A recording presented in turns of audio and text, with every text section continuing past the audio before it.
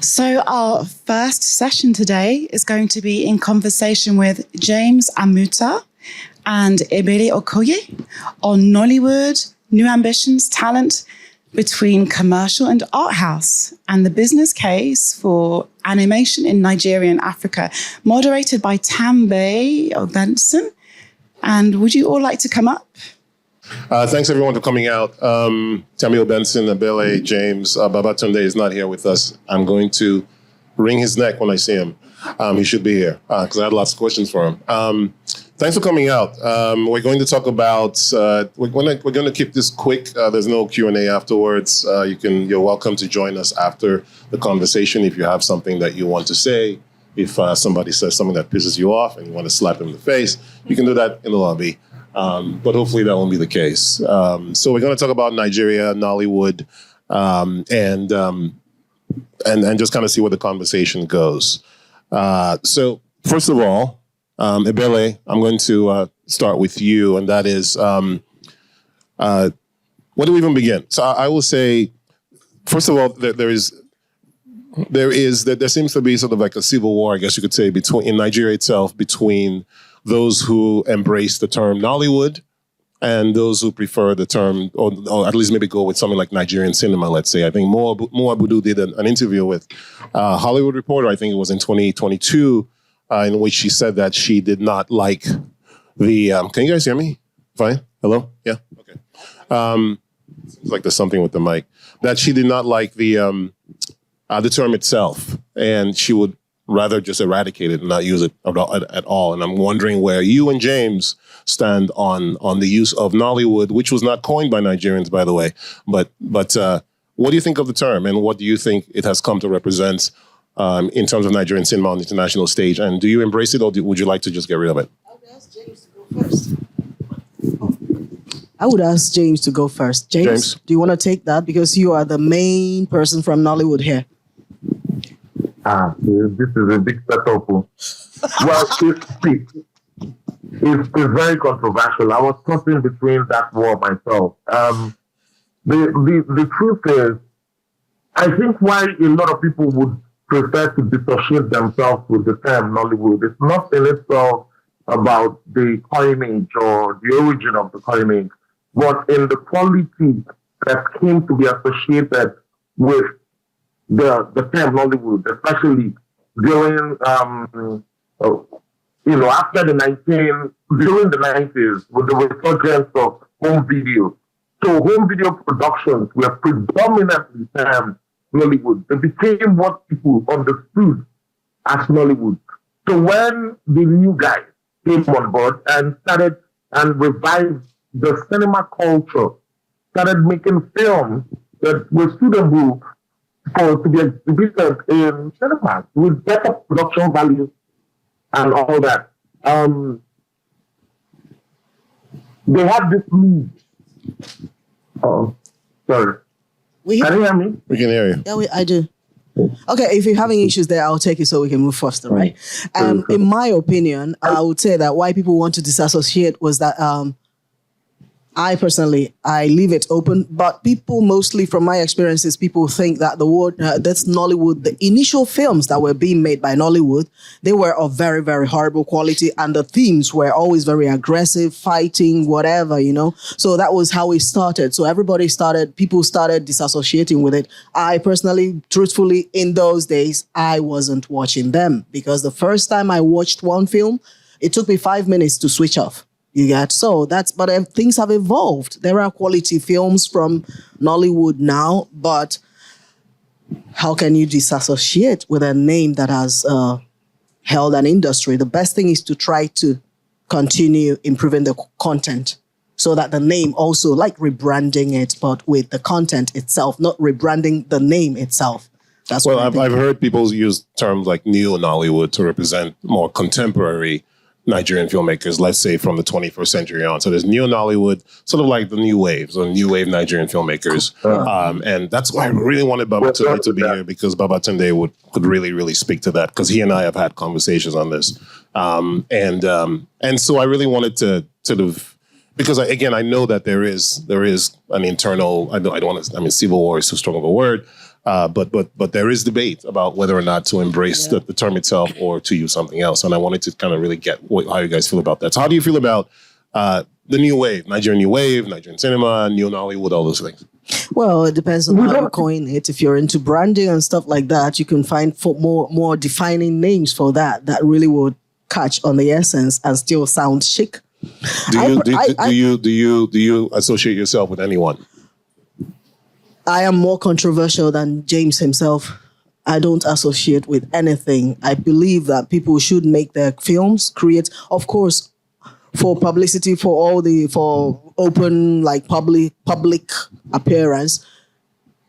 People associate, kind of, you say Nollywood, Hollywood, Bollywood, whatever. But I feel that every filmmaker should make the film that they want to make. They should tell their stories the way they want to tell it, be that Nollywood or not. The content speaks for itself, and it's the content you make that brings your audience to you.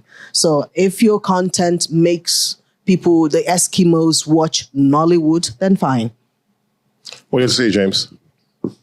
Well, the truth is, see, the whole new Nollywood, new wave, that was just a bunch of pretentious bullshit from, pardon my French. Seriously. We've abandoned that. We have bigger problems than worrying about, what we should call ourselves, what the industry should be called. Go ahead, make films. We have funding issues. We have infrastructural issues. We have distribution issues. We have people understanding what cinema actually is issues. And then, of course, this sanctimonious arthouse, presentation. Seriously, being arthouse does not really make you cooler than the guys that are actually putting Nollywood on the map, putting Nigerian cinema on the map. I don't care what it's referred to or whatever, but I'm beginning to really have issues with this arthouse thing. So the civil war really isn't between who wants to become Nollywood and who wants to become Nigerian cinema on Nollywood new ways. I think the civil war, as I've declared to Babatunde, is between arthouse and, more commercial films. More films that, everybody wants to see. Not intellectual films like Babatunde makes. Wow. That's James. Okay, I'll pass it on to him. I'll pass it on. Okay, you said a lot there, man. Okay, so is Nigerian cinema, I do not use the word Nollywood because, again, it's not, I just think it's so reductive and so simplified, and even Bollywood, I don't even like Bollywood. Well, the problem with, I'm not the panelist, I'm not going to say that. I'm not going to talk too much. Is Nigerian cinema even at a point where it can, and I should say Nigerian cinema is not even the sum total of Nigerian cinema, because you still have this segregation almost within the regions, and northern, and then Yoruba, there's Asaba. Ikede Oriade, who was in the audience, could say a lot more about this than I can. But has the industry evolved enough to the point where we should even be having conversations about what is art house versus what is not art house? Are we essentially looking to the West? When I say we, I say that because I'm Nigerian myself, even though I was born in the States. I'm not born in the States, but I've lived in the States for much of my life. Are we even embracing these terms that are not necessarily or unique to Nigeria itself when we say things like art house, and what does that even mean? What is Nigerian art house? Is there a Nigerian art house? If I'll start with, you know what, James, since you brought it up, I'll go to you. Because you, well, no, I think it's more than that, James. Yeah, well, see, okay, fine. Let me, without, maybe I'm messing around a bit, but I think, yes, there's Nigerian art house, right? So, is it called Nigerian art house, or is it called something else? It's not called Nigerian art house because nobody really cares about it that much in Nigeria, if we're going to be honest. I think these are newly designed Oscar-based, newly designed tools, designed to attract, Western audiences, to appeal to the Western powers that be, we're woke and all that. I think nobody really cares about our house here in Nigeria. Seriously, you bring the art house film, it does well in the States, in Europe, and all that. You bring it and screen it in Nigerian cinemas, and screen it to Nigerian audiences. You don't care. So if your work can be appreciated in your home, in its home country, what are you doing? We're trying to export our material from Nigeria to the rest of the world, physically, for people to consume, to understand what we do. So if you're producing or making films that can make your own country of origin, the people that you're supposed to be making these films primarily for, your domestic audience, then there's something wrong. Seriously. It's like trying to sell poetry in the market where people can't read. I would disagree, but I am the moderator, and I will let you, Ebele. Hopefully you'll push back. Well, you do know that I'm from animation, right? Yes. Okay. And then we will get to that. That's where my expertise is, because I believe that when it comes to this live action Nollywood. Let me ask you this. Segueing, piggybacking on what he said. So in terms of international versus local audience, first of all, who is your target audience? Are you trying to reach Nigerians primarily, or are you hoping that your work travels? You specifically. Oh, no, I'm not trying to reach any particular country. I tell stories the way I feel like I want to tell them. So whomever is reaches, fine. I don't specifically say, I'm going to make this story to sound Nigerian or whatever. One thing I do, though, is like I have this film, The Legacy of Rubies, right? It's, I would say, I would call myself Pan-African in that sense when I'm making Africa-related stuff. So what I try to do is I don't stick to a certain region. I had a development going on between 2021 and 22, and there was this writer from Nigeria who was brought to kind of help me polish my script. She did a good job, but it turns out that in my script, there were infusions of Igbo, very typical Igbo stuff there.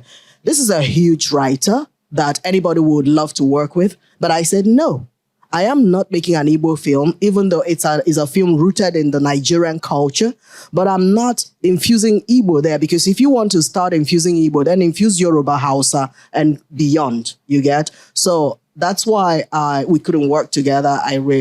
So this is my authentic self. When I tell my stories, I tell it the way I want to tell it, and whomever it appeals to is fine. In animation, you have to make up everything. We don't have actors. So my characters, I always give them, I make up names. I coin names that cover all Africa, like pick each name and names from each language and put it in there, because I want to appeal to the global audience. And speaking truthfully, in my animation journey, I've been there for a long time. It's only recently that animation in Nigeria started moving. When I was there, the only one, I'd say, nobody paid attention to my works. So but you kind of answered the question. You're appealing to a global audience.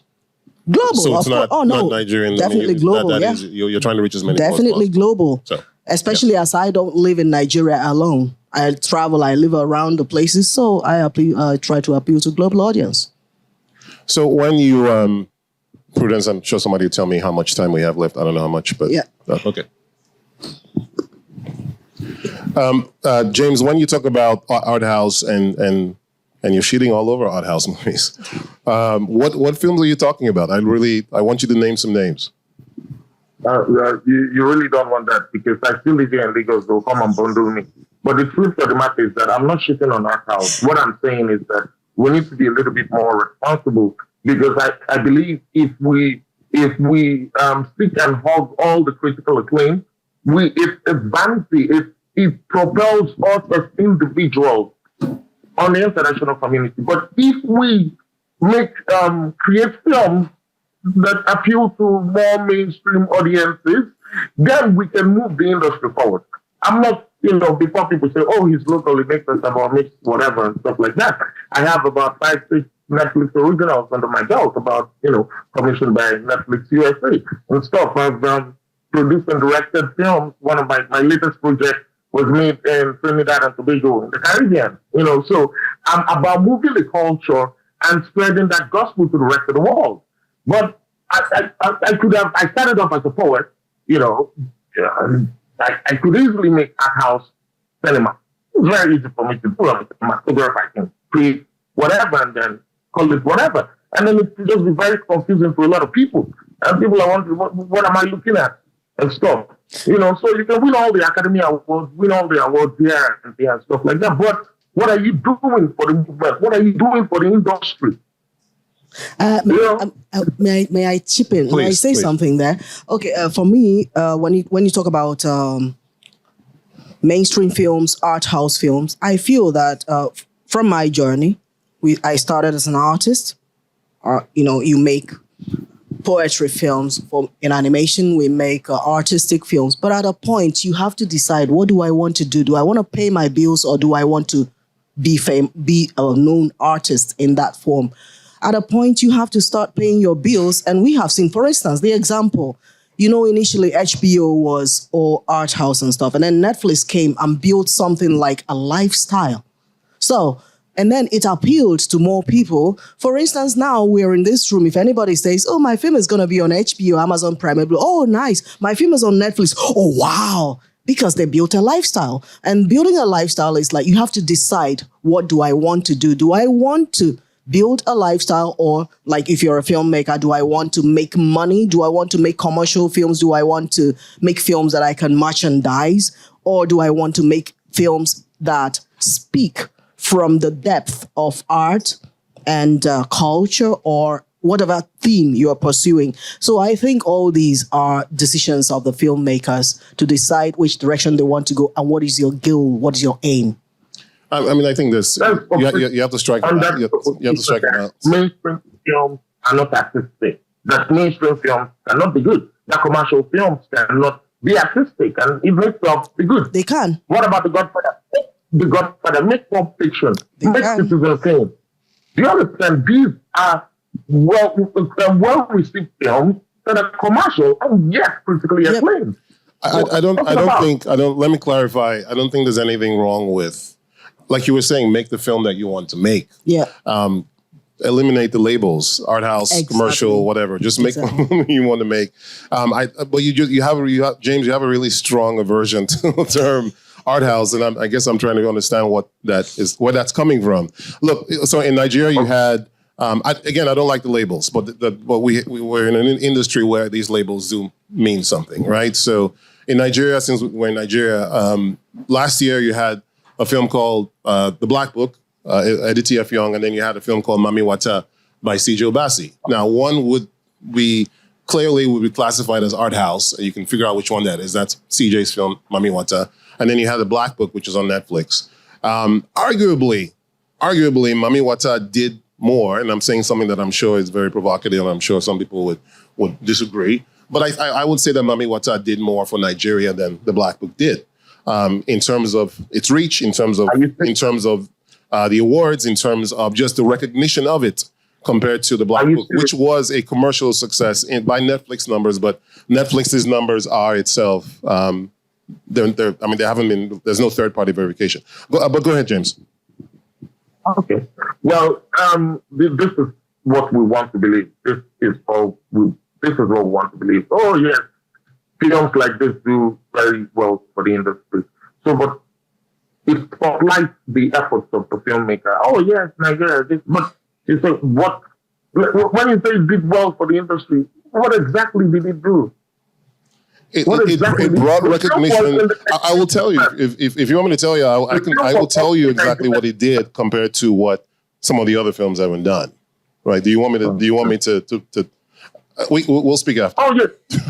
We'll speak after. We don't have the time, but I did a whole piece on this. But anyway, no. I mean, I can tell you what it did. But that actually their industries go to God must be crazy from South Africa, right?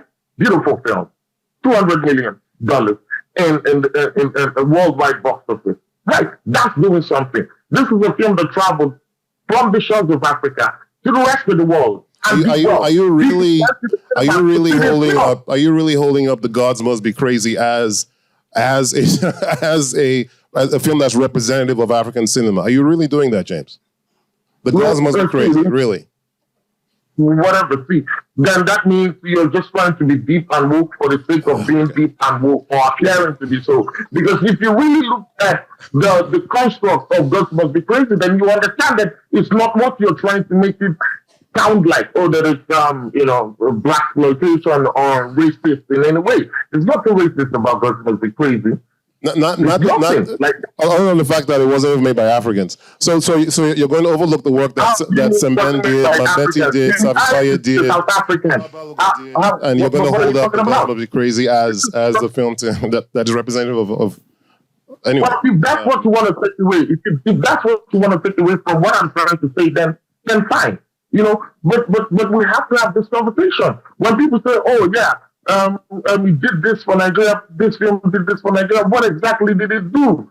We have an industry here. We have 230 million people. We have more than 2 million film professionals. An entire industry. We make 2,500 films every year. How many of these films can you walk into any theater in the American or European territory and stroll in to watch? How many of these films? And we're here talking about, this film did this and this, that. We should be moving the industry forward. We're not being pretentious about, we want this award, we did this one, we did that one. Come on. Yeah. Let's be real. The film, you win all the awards, but what about the investors? You said the film did this for Nigeria, did that for Nigeria. What about the investors? Have they recouped their investment? If you win all the awards and you don't investment, how will the next filmmaker be able to fund it? I need to let Ebele talk. But there is a transparent. I mean, this is a much. You're really moving into different areas that deserve their own panels themselves. So in terms of just transparency, we have no idea who's making money in Nigeria. We have no idea how much money is actually being made because there is no transparency unless you've actually seen, let's say, Funke Akindele's contract or what her agreements are with Film One in distributing A Tribe Called Judah, for example. We don't really know what is what, right? Because there's no transparency, there's no documentation, there's no archiving, there's nothing. There's nothing to compare it to. So when somebody says this is the greatest film ever made or they made the most money, and then I ask a question on Twitter, compared to what? And nobody has the answer because there's no documentation. But that's what it's a whole nother conversation. But I just wanted to how much A Tribe Called Judah has made. It's public knowledge. It's verifiable. The box office gross. So stop presenting this narrative that we don't have this that people have been because it is not. That is not correct, sir. You have this information. If you want this information, you can get the information. It's there. It's public knowledge. So let's stop. Okay. Box office gross. Verifiable. Ebele, so in terms of, I think you'd have the final word on this because I think we're out of time, right? I don't know. Are we out of time? Okay. But this was fun. It is. It is. It's the most. We did not even get to the questions that I sent you guys that I was going to ask. Fine. This is the most authentic session I've been in. Yes, it is authentic. I like James's energy. I appreciate it. So against arthouse filmmakers, open war, declaration of war. We will DM each other after, James. Yes.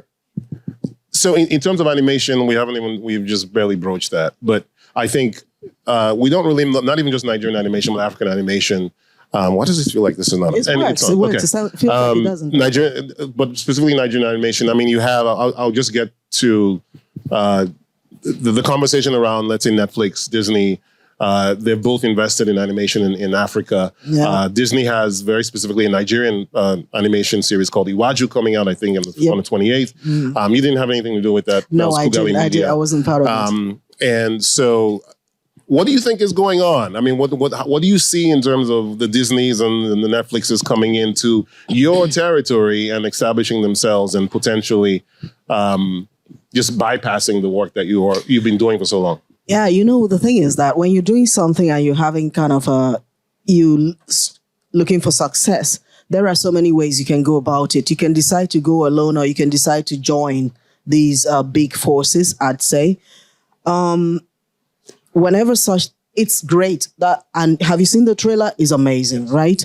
And these are people, they challenged Disney openly on BBC. That's how it started. And then Disney came and do this collaboration with them. It's for you to decide what you want to read inside of it. There are people who are saying that this is the same movement that corporations, they buy out people who pose a danger for them and destroy them. These are things I've heard in the background. But I would say that at this point in time, that is not very important, because the main thing is that the animation business is moving forward in Africa. Triggerfish is doing what they're doing with Netflix and all that. When I started in animation, I am the first woman who made animation in Africa. I gave the first courses in Nigeria. I was struggling because there was nobody out there. I wanted to make a film. I wanted to engage Nigerians to work in my film, Africans. There was nobody there. I eventually started. I had a server.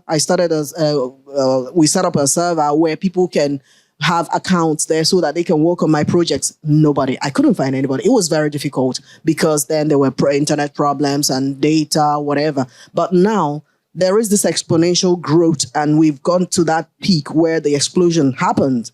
And now things are happening in Africa. Like an article I read recently says the world is becoming African now, like we were American a while ago.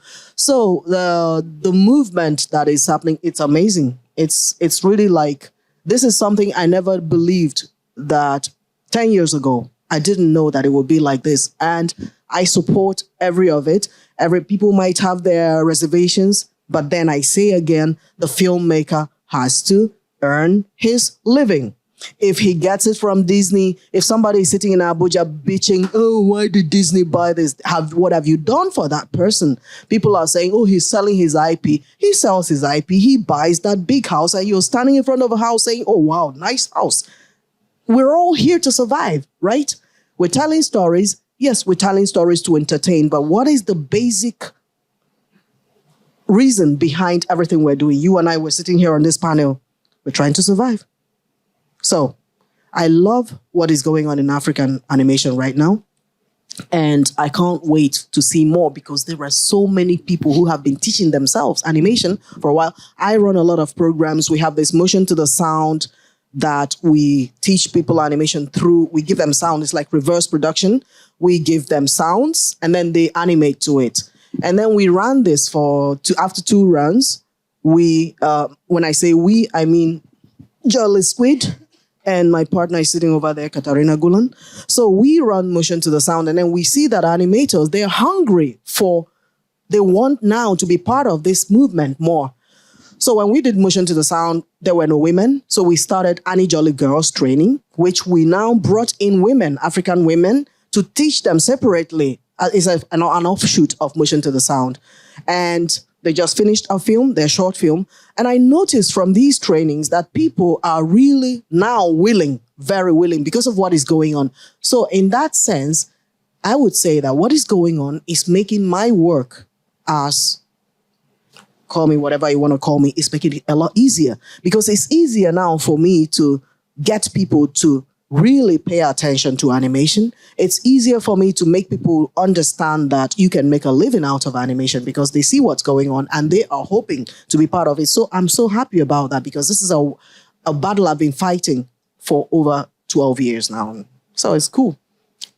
It's good that you're still in the struggle, so to speak. Aluta continue, as they say. I'll continue. Really, these panels are meant to... we're not doing a Q&A, so hopefully you guys will come and speak to Ebele. Well, James is virtual after the panel is over, if you have any questions. So I just want to wrap it up by asking James, both of you anyway, what are you working on? I heard that you were in a meeting with some famous actor or something. That's why you can't be here. Oh, yeah. Idris Elba is in Lagos, and he's very passionate about African film and trying to understand the challenges we face here as Nigerians. And it was a very interesting session yesterday. And most of the things I'm talking about here now, we spoke about yesterday. And I think one of our major challenges is basically distribution. Because if we have proper distribution, funding is not really a problem because we have a way of James of passing out the funds. Yeah. What are you working on? Okay. Right now I'm working on when the monsters come out. So it's a project I'm filming in Trinidad and Tobago. It's a co-production between Trinidad and Tobago and Nigeria. It's a very exciting project. I love animation, by the way. I've used animation in my documentaries and all that. So yeah, I'm not too averse to things that are not mainstream or commercial. Well, we have you on record saying that you've declared all out war on Arthouse. Yes, I've declared all out war. Just make sure we're just confirming. I'm Arthouse as well. I'm also an intellectual filmmaker, but I've declared war. I'm a Tom Cruise. Duly noted, sir. Duly noted, sir. Billy, what are you what's next? What for I'm you? working on, we're working on a lot of things. I have got 2 feature films, but the one thing we have right now, we have SPUNKY TOONZ, and SPUNKY TOONZ is an ed tech animation platform that we set up to teach friendliness, social competence, and climate awareness, environmental awareness, sustainability to preschoolers. So it's actually, it was set up under the framework of a program called Innovate for Impact.